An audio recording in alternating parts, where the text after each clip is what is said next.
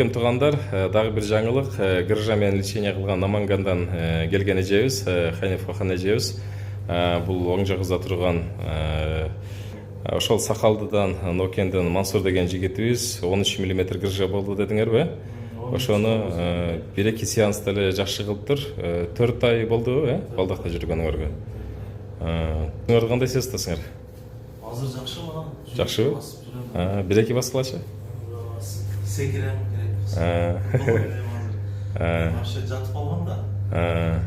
Жатып үйдө 3 айдан ашык жатып кыймылдай алам. Гыржа менен ооругандар билет баары кандай оор.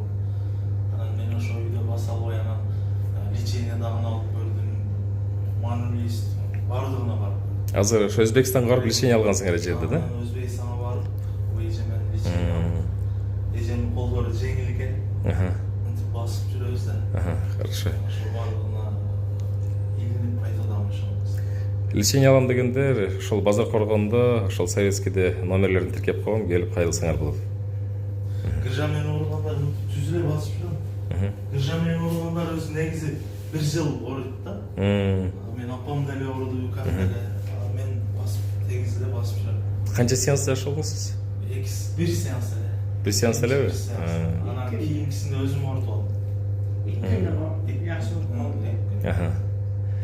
Хорошо, эжеке, маалыматты тараткыбыз.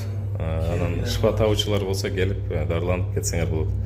Ошол дареги базар коргон Ленина 173/2де азыр учурда ушул жерде келип кайрылсаңар болот.